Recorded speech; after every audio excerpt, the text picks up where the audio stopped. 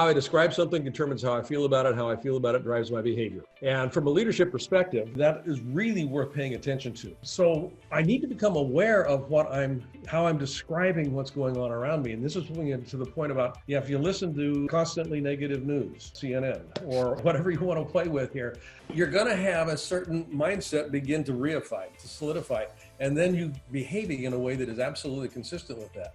So there's two pieces to what you're saying here. And one of them I want to take and unfold a little bit. Changing that description process is easier said than done sometimes because we are habituated. We've gotten into habits of doing things and seeing things and playing things in a certain way. So how do you break that habit? Yeah, a couple things. And I'll go back to, I spend a lot of my time learning from others who are smarter and wiser than me. You know, Jack Canfield, he says, many of you might know Jack from Chicken Soup for the Soul series. The goal of life is not to get from here to the end with nothing bad happening. You know, it's like, whew, I made it. Well, did you? You know, and so the thing that you got to realize is every time you have a huge life-changing mistake, failure, whatever it is, if you didn't die, this is what we call a learning experience. And so if you didn't die, you have a chance to process that. And the way you process that can dictate whether or not it becomes a positive or a negative experience. It's really funny, as I work through with clients and all across the globe, where you came from is so important. The only thing that cannot be replicated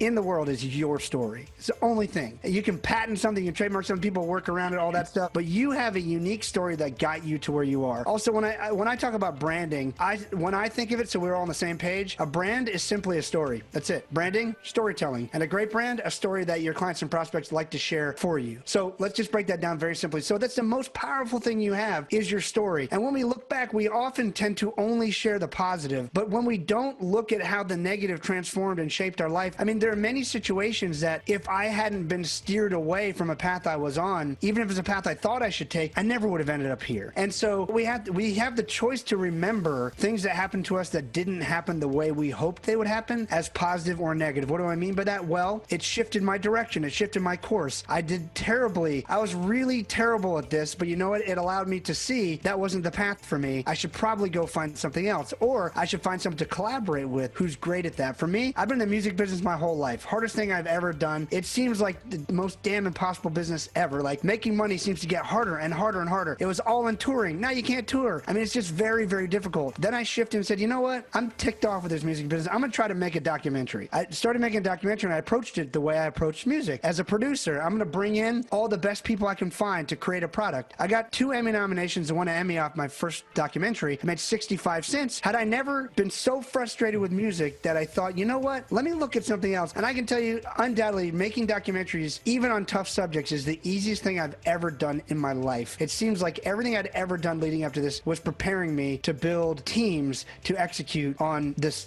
type of storytelling. So, but I could be really frustrated that I've never had, you know, a #1 hit or a Grammy. I mean, I was a Grammy voter for 10 years. I actually have a song on Spotify that's shooting up the charts right now that I wrote. So I have fun with it, but it really caused me to shift my thinking and say, maybe this isn't for me. What else could be?